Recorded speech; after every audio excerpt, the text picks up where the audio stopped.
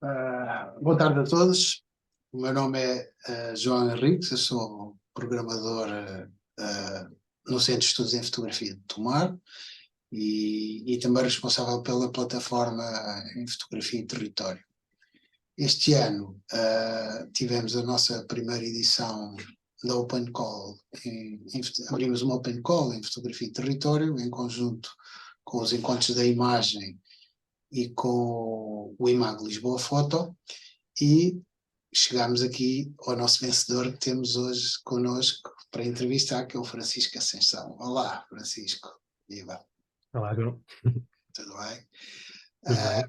Convidei-te para esta conversa para apresentarmos um bocadinho do seu projeto, nas suas diferentes nuances, e eu gostava de começar por perguntar o que é que fizeste este projeto, ou seja, como é que começaste, enfim, o que parecer adequado.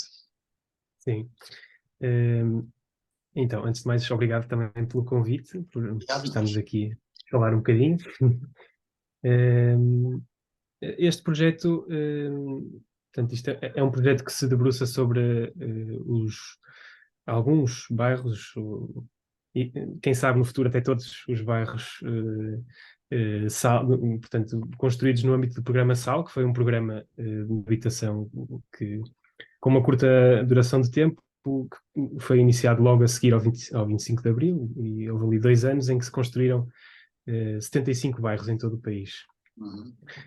E este projeto fotográfico surge, no fundo, de um interesse que partilho com alguns amigos sobre este processo de uma vontade de conhecer os bairros, porque, na verdade, o processo SAL já foi muito falado ao longo dos anos, mas foi sempre estudado de uma perspectiva muito arquitetónica e sempre muito focado nos casos em que, digamos que, em que os projetos, de um ponto de vista arquitetónico ou objetual, são mais, enfim, foram tendo algum reconhecimento, não é? No fundo, projetos em que a arquitetura por si só foi o suficiente para eles se difundirem. E, no fundo, isto parte desse interesse coletivo, em conhecer portanto, o resto do processo SAL de quem muito pouca, ou do qual muito pouca gente falava, não é? E começou de forma muito informal, nas primeiras visitas aos bairros, e depois foi ganhando corpo, e atualmente até temos uma plataforma. Portanto, isto já agora vou aproveitar para dizer os nomes também, porque isto, como te tinha dito, é um trabalho em que as fotografias são minhas, mas é um trabalho de equipa, e portanto, no fundo, é como Se sim, quiseres partilhar, de todos. se quiseres partilhar alguma coisa. Portanto, sim, vou partilhar. Share screen.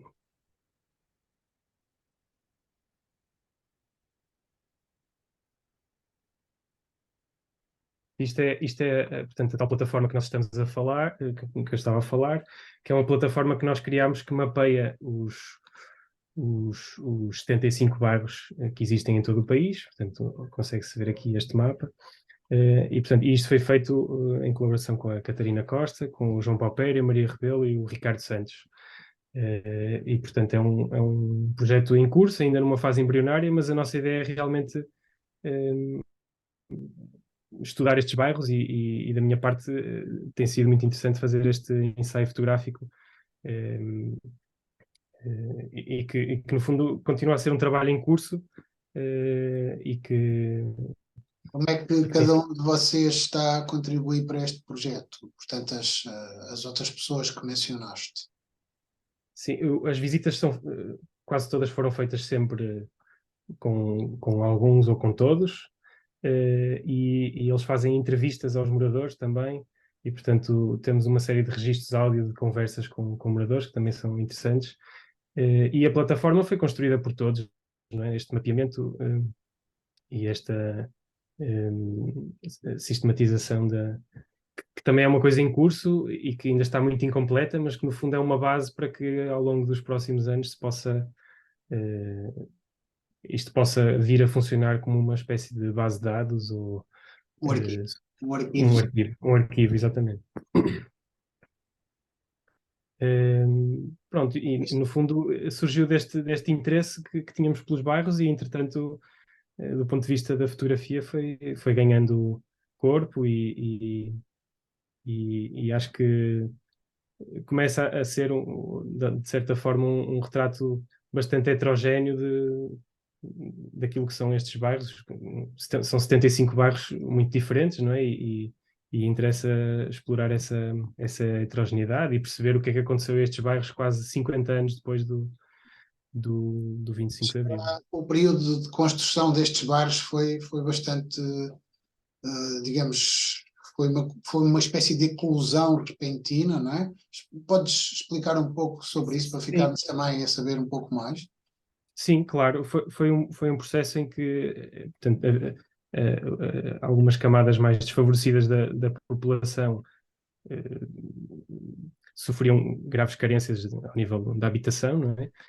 Portanto, assim que acontece o 25 de Abril, há uma vontade enorme em resolver estes problemas e é lançado e é lançado este processo, que é um processo muito particular porque era um processo participativo, ou seja, as pessoas organizavam-se juntamente com uma equipa técnica de arquitetos e engenheiros e com entidades estatais, e o processo era feito em conjunto, digamos. As pessoas eh, tinham alguma coisa a dizer sobre o sítio onde iriam morar e sobre a forma como os seus bairros degradados deveriam ser transformados. E essa é uma coisa importante também do processo SAL, é que as pessoas, no fundo, tiveram o direito à cidade e a permanecer nos sítios onde já viviam e aos quais pertenciam, e, portanto há este sentido de pertença do lugar e este sentido participativo que faz com que em quase todos os bairros e muito facilmente ao fim de 2 ou 3 conversas com moradores se perceba um certo orgulho e uma, um certo uma identidade muito forte, né? É como se essa participação na construção e na democracia do ter voz tivesse conduzido a digamos, a isso que estás a dizer, ao orgulho, à identidade, ao sentido de pertença, não é? Exatamente, exatamente. Um, tens alguns, digamos, que que investigação fizeste ou por onde passaste, se quiseres citar. Eu lembro-me de 2 coisas muito interessantes, uma delas um filme, não é? Uhum, Os Índios da Meia Praia, exatamente, do Teles, com a música do Zeca Afonso, um filme lindíssimo. exatamente. Um projeto também de uma artista que é a Paula Rusch, não sei se conheces, Sim. esse projeto está até está no nosso site também. Sim, curiosamente também está na nossa plataforma, porque nós no fundo abrimos a plataforma à participação de Cruzaram, todos e ela cruzaram, contactou-nos, foi engraçado, sim. ok. Eh, sim, e também também houve há uns anos uma exposição bastante grande em Serralves sobre o processo e há uma série de trabalhos feitos por outros fotógrafos, Uhum, muito interessantes também, sobre alguns bairros do Sal, uhum, que estão compilados também num livro publicado por Serralves. uhum. Portanto, já há algum trabalho feito e é uma coisa que se tem vindo quer dizer, começa a haver cada vez mais trabalhos de investigação sobre o sal mais abrangentes e publicações. Há uma coleção também da tinta da China, que tem vindo a lançar alguns volumes também sobre alguns bairros sal, portanto há várias coisas em curso. Então havia um conjunto de recursos aos quais era possível. Sim, sim, sim, sim. De que maneira é que tu, digamos, transpuseste isso para o ato fotográfico? Ou seja, que barreiras ou limites ou orientações é que tu criaste para este projeto? Fossem elas conceptuais ou técnicas, enfim, que linhas orientadoras é que te guiaram para tu depois ires para o terreno fazer as fotografias? Ou era um processo mais intuitivo, enfim. Sim, a primeira coisa que eu tentei fazer foi desligar o chip de arquiteto. Portanto, tentar não ser arquiteto quando... Conseguiste? Não sei, acho que é impossível, mas...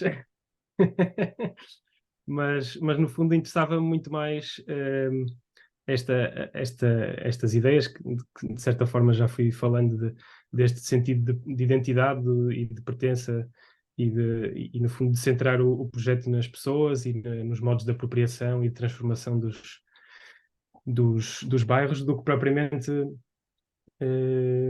olhá-los de um ponto de vista arquitetónico, até porque há bairros que são muito interessantes de um ponto de vista do desenho e do projeto, não é? Mas há outros em que se calhar o projeto em si não é tão interessante, mas do ponto de vista do processo e da dinâmica dos moradores são mais ricos, não é? Por isso acho que no fundo a barreira autoimposta, digamos, acaba por ser um bocadinho essa, de tentar olhar para estes casos dessa forma, não é? Mas na verdade eu fui-me dando bastante liberdade neste exercício, né? Mas que, digamos que tinhas alguma orientação em termos, vá lá, técnicos, ou seja, que é fotografar com esta película, com este material, enfim, muitas vezes essas coisas são constituintes da linguagem que o projeto encontra, não é? E às sim, vezes não são, ou seja, há quem tire fotografias também com telemóveis, com polaroids, com etc. Quer dizer, no teu caso sim, isso sim. parece não acontecer, ou seja, há uma linha Sim, muito... na verdade, quase todas as imagens são feitas com película e médio formato. Acho que isso tem impacto quer dizer, eu faço muito poucas imagens em cada bairro, né? Portanto, acho que isso acaba por ter bastante impacto na forma como fotografo, não é? Mas Dá-te uma consistência visual, não é? também, sim, também. Eh, e outro ritmo, não é? Eh, Quer dizer, no fundo é aquilo que se costuma ouvir dizer, que toda a gente diz, no fundo da película nos desacelerar um pouco, não é? Acho que aqui nestes casos, no caso destes bairros ajuda bastante, estabelece logo um ritmo diferente, não é? O António Júlio Duarte diz que cada fotografia custa 5 euros, Exatamente. logo no ato de ser tirada, não é? Mesmo que seja boa ou que tenha que ser, enfim, ou que não venha a ser usada, cada uma custa 5 euros. Exato. Uma coisa curiosa, quando eu olho para este mapa e estás à vontade depois, se quiseres abrir a nossa página e partilhar Sim. na nossa página, mas antes de passares, uma coisa curiosa que eu vejo aqui nestes pontinhos vermelhos é a distribuição algo localizada, não é? Ou seja, estes seriam, sobretudo o Algarve, parece ter sido bastante, hum, como é que é de dizer, ah, pronto, aqui uma distribuição bastante forte, não é? No Porto, Uhum. Lisboa, aqui umas coisitas espalhadas pelo Alentejo, três ou quatro, e depois uma grande fatia aqui no Algarve. Como é que isto Sim. sabes como é que se decidiu estas questões, como é que se chegou enfim, lugares, ou esta distribuição tão, enfim, insólita, eu diria. Sim. Eu acho que no caso do Porto e Lisboa tem que ver com naturalmente serem os sítios onde existiam por um lado, situações de carência habitacional mais acentuadas, né, e mais graves, mas por outro também, eh, estes processos foram também muito movidos pela vontade das equipas técnicas e dos arquitetos jovens se associarem a estas comunidades portanto, também eram oportunidades de experimentação para, para uma nova geração de arquitetos, não é? Que estava alinhada com aquilo que se estava a passar politicamente e com muita vontade de transpor isso de alguma maneira para a arquitetura, né? Uhum. E depois no Algarve também havia muitas pessoas nessa situação de grande fragilidade e também houve muita agilidade na construção destes bairros, mas acho que eh, tem a ver essencialmente com isso, não é? De serem no caso do Porto e Lisboa, os grandes centros urbanos e com equipas técnicas prontas entrar em ação, não é? Sim, Mas porque o programa era aberto ao país todo, não é? e E também qualquer grupo de moradores se poderia organizar e foi, promover um. foi estranho, é um pouco estranho esta distribuição, como se o país, na altura da Revolução, não fosse bastante desigual, não é? Ou seja, como se não Sim, houvesse necessidades noutros lugares. Enfim, claro. eu não sei, digamos, obviamente isto é um. Portanto, estamos a falar de que ano? 75, provavelmente, não é? Em 75, 76, depois há bairros que, apesar do programa ter terminado nessa altura, há bairros que só foram construídos depois, uns anos mais tarde, não é? Ou seja, estamos a falar de 75, estamos a falar do PREC, não é? E o Sim, PREC supostamente é um período sempre muito descrito em como havia uma grande balbúrdia e não havia ordem. E sim. isto não é propriamente o exemplo, Mas, o exemplo e- daquilo que as pessoas gostam de afirmar sobre o PREC, não é? sim, mas se calhar só por isso é que também foi possível, ou seja, se calhar por existir essa desordem foi possível levar a cabo um programa tão ambicioso, não é? Que depois, quando as coisas começaram a abrandar, quer dizer, as entidades públicas foram depois encontrando outras formas menos participativas e de pensar a cidade, não é? No fundo. Mas acho que foi esse caos do pós-25 de Abril que permitiu, ou essa desordem que se calhar que permitiu que um programa destes existisse, não é? Desta forma tão utópica. Ah, isso é muito interessante porque, digamos, falar sobre isso é importante porque, por um lado, parece-me que houve aqui, digamos, obviamente, isto terá tido necessidades financeiras bastante elevadas, não é? Ou Uhum. seja, alguém terá que ter pago isto, não é? Sim, E terão, não sei se foram abertos concursos públicos, quer dizer, mas 75 bairros não se constroem sem dinheiro, não é? claro. Eu não sei como é que como é que era a situação financeira na altura. Portanto, eu Sim, vou desenrolando algumas ideias, se tu tiveres alguma coisa sim, para. sim.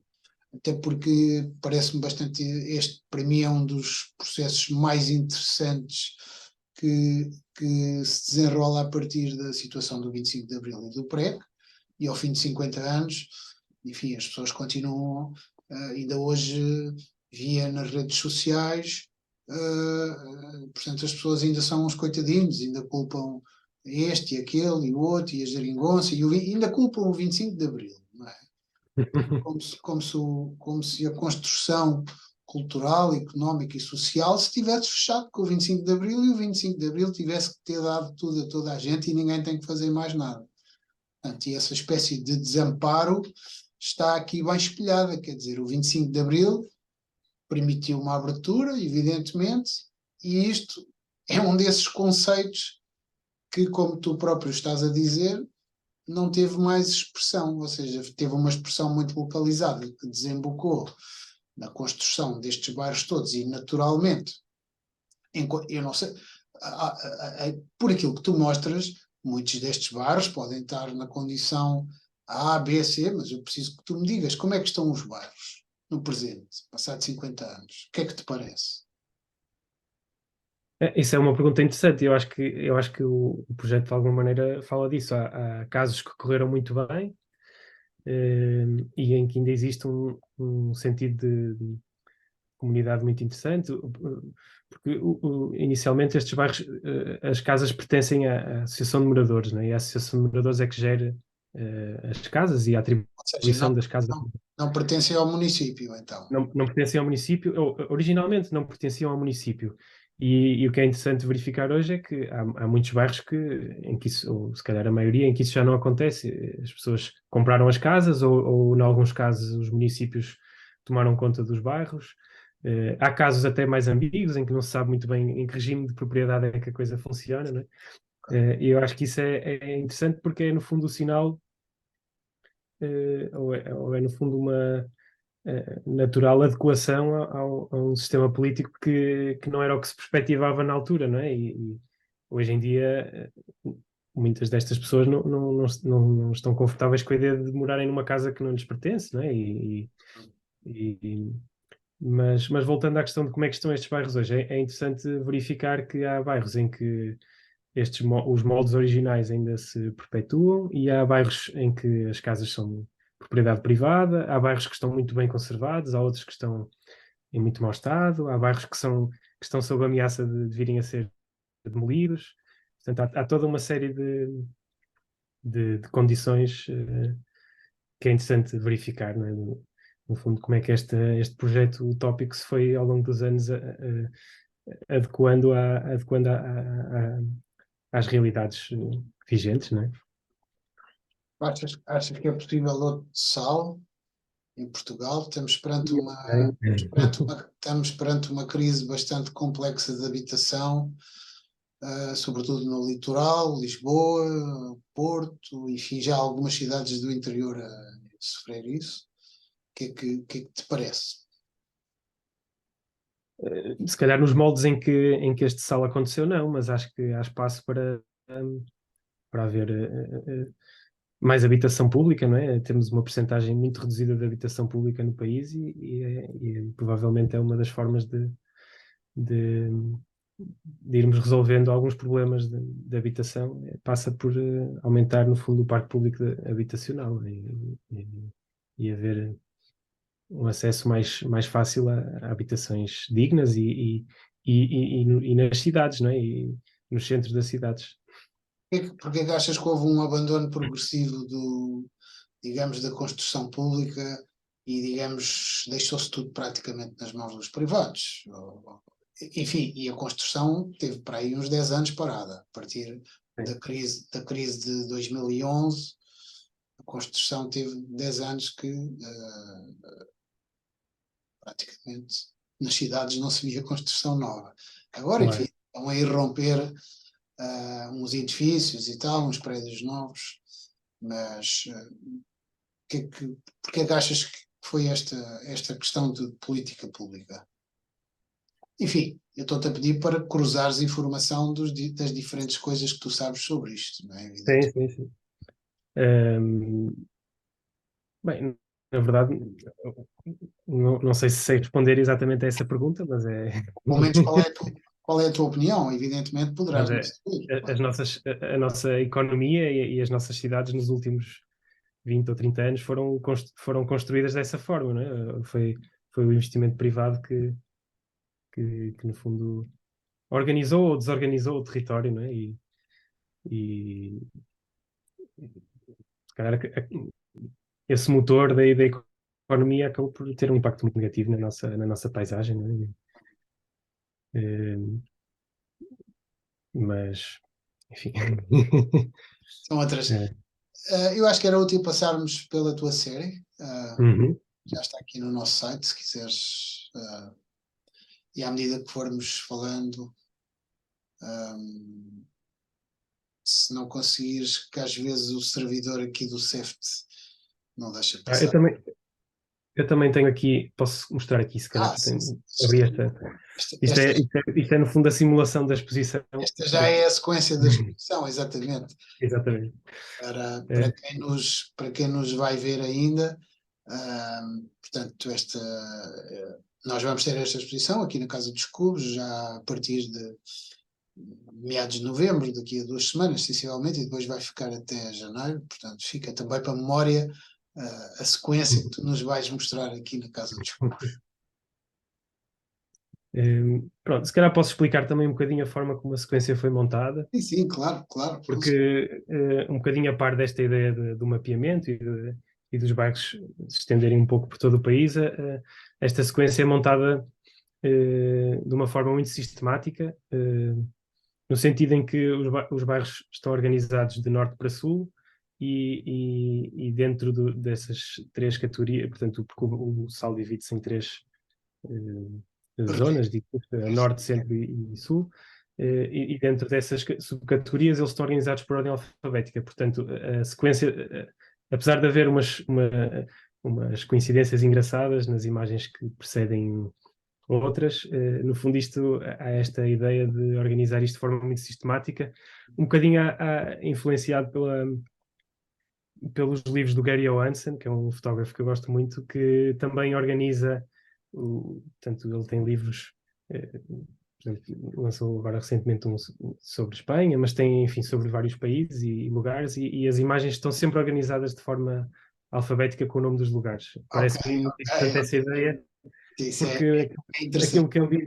aquilo que ele diz no fundo é que há milhares de possibilidades de combinação de sequenciação das imagens e todas elas eh, produzirão efeitos diferentes sobre o espectador e mesmo esta forma sistemática de organizar as coisas, a forma como vai ser lida é altamente imprevisível, não é? Portanto, Claro, toda a claro, gente vai ler isto de formas diferentes, portanto, interessou-me também aqui trazer essa ideia claro, dessa racionalidade na sequenciação das claro, coisas. claro. Ok.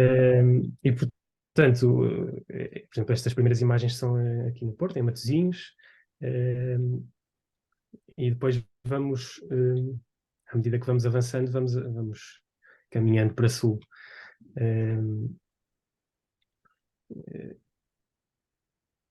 Portanto, aqui estas imagens, no fundo, também, na maior parte das vezes, são o resultado destas conversas que vamos tendo nas visitas aos bairros. Sim.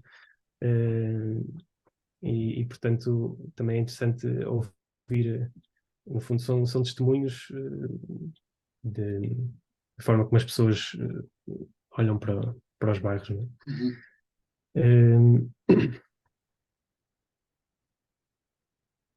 Depois há certos símbolos que eu acho que são interessantes.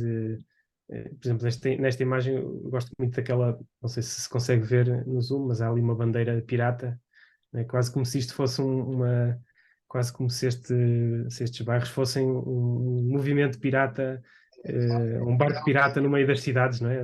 Uma coisa, é uma coisa bastante discreta. Eu, pelo menos no Sim, ecrã, não vejo muito bem, na verdade. sim, se calhar aqui não se vê bem, Mas é um apontamento interessante, sem dúvida. e as imagens vão tendo alguns símbolos, aqui obviamente o Che Guevara, não é? Claro. Apesar de que é interessante que o dono deste café tem ali o Che Guevara, mas ele nem sequer estava lá no momento do 25 de Abril e na verdade o motivo para ter isto aqui não tem nada a ver com a formação destes bairros ou com nenhuma orientação política sequer, Ok. é simplesmente porque admira a figura. Gosta da fotografia, Eh, gosta do póster, ok. Exato. Um, Este bairro aqui já é na zona de Cortegaça, em Ovar, e aqui já estamos em Lisboa, Uhum. na Corraleira. Ou seja, pela paleta cromática é engraçado porque passa-se dos bairros do norte para o de Lisboa e a paleta cromática é parecida e, e é, Sim, e é curioso porque parece que estamos sempre no mesmo sítio. Eu tive sim, essa sensação por vezes com as imagens que estava de desorientação, ou seja, não havia uma sim, característica sim, sim. que é Mas eu diria que há três coisas, há coisas interessantes sobre essa transição de norte para sul. Uhum. Porque no norte, se calhar nesta sequência isso pode não ser evidente, mas no norte a escala das construções é muito mais unifamiliar e de casas em banda. E em Lisboa, os edifícios são muito mais de habitação coletiva. Ok. eh, eh, e depois no Algarve é interessante porque também a forma de apropriação dos bairros no Algarve e de transformação das Uhum. construções também é muito particular. Já Ou vamos seja, ver. refletia também um pouco as comunidades que lá estavam, não é? E Sim, as exatamente. aspirações das comunidades. Ok. Exatamente, é exatamente isso. Ok. E no fundo, em Lisboa, a classe média vivia neste tipo de edifícios, não é? De Sim. habitação coletiva e era isso que as populações mais pobres também queriam. No Porto, se calhar não era tanto assim, não é? Talvez tenha a ver com isso, essa diferença. Uhum. Ehm, Ou aqui temos um barco encalhado, não é? Que de alguma maneira, alguns destes bairros também acabam por ser um bocadinho isso, não é? Havia aqui um oceano que depois desapareceu e, o- e-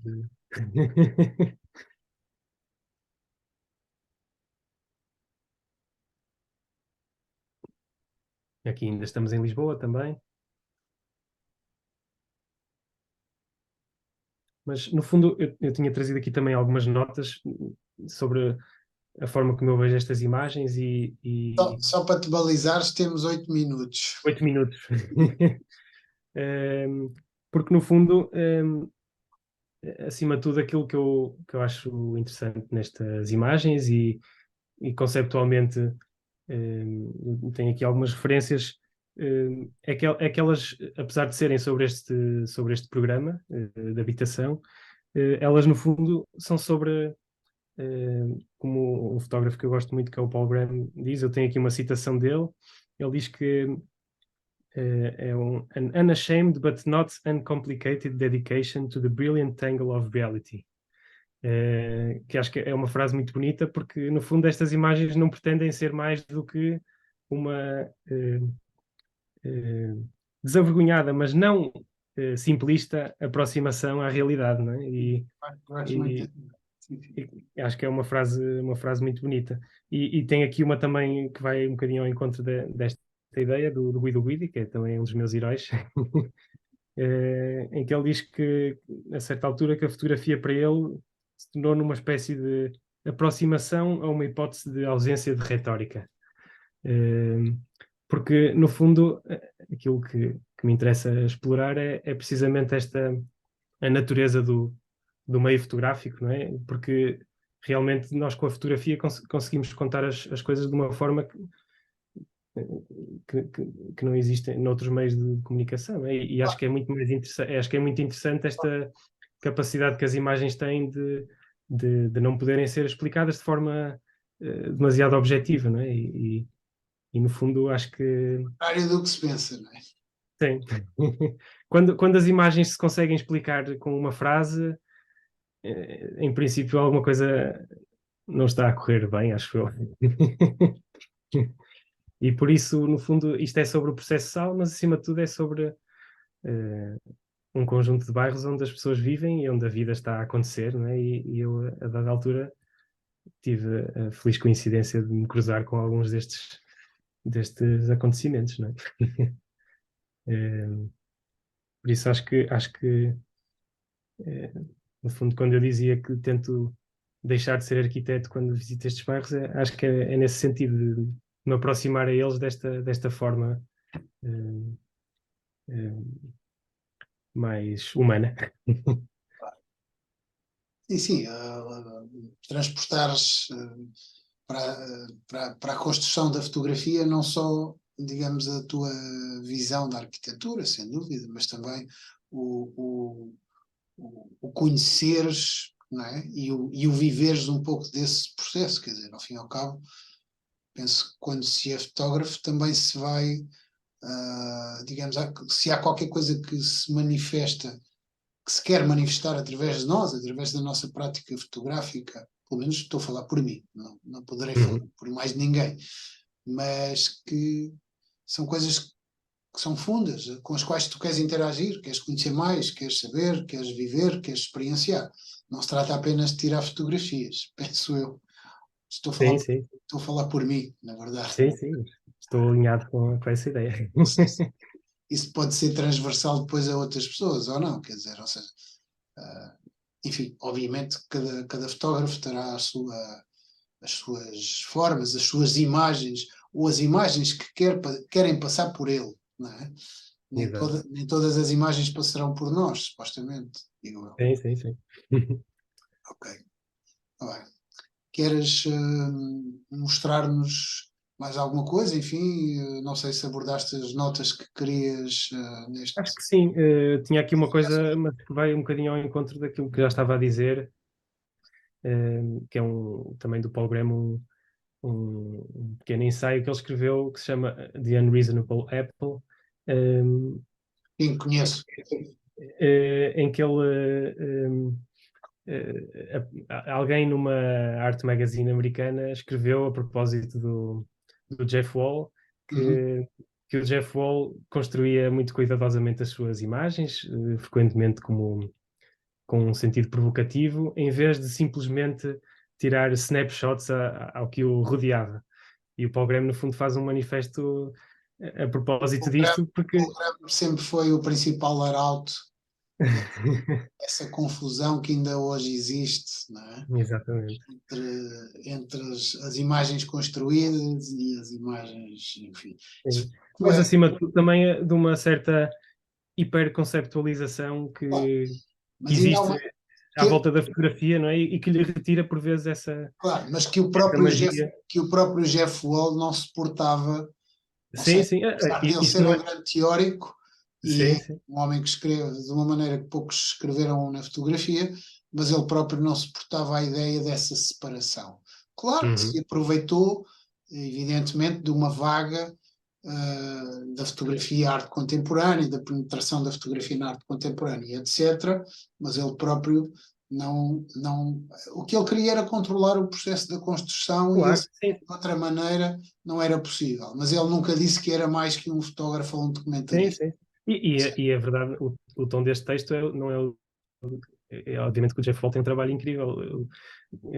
Aqui a ideia é, assim, é precisamente quer dizer, o que está errado é achar que o just snapping his surroundings é uma coisa errada, não é? E que se deve Exatamente. conceptualizar tudo o que se faz. O Paul Graham faz um livro muito engraçado em torno dessa ideia da construção da imagem, que é o Shimmer of Possibilities. Sim, sim, Quer sim, dizer, que é no fundo, incrível. aquilo é uma resposta à arte contemporânea, que é do género. Vocês gostam de brincar? Então eu vou brincar também. E Não é? acaba por ser também uma reinvenção da fotografia de rua, não é? É um grande livro. Aliás, são dois É, grandes artistas, dois grandes fotógrafos da arte visual. sim, sim. Olha, quero-te dar os parabéns pelo teu trabalho. É que Vai vai ser ser um reconhecido. prazer construir aqui a exposição contigo, cá te espero daqui a umas Obrigado. semanas e Sim, convido desde já as pessoas que que virem este vídeo, a virem nos visitar a Tomar no dia 18 para a inauguração. obrigado também pela oportunidade. Vai ser um prazer montar a exposição daqui a uns dias. E Eu é, realmente fiquei muito contente com esta oportunidade. Foi ótimo. E parabéns pela organização de tudo isto. obrigado. Olha, até breve. Obrigado por nos teres falado um pouco sobre este teu trabalho tão interessante, tão importante e Obrigado. até breve. Um abraço. Até breve. Um abraço. Obrigado.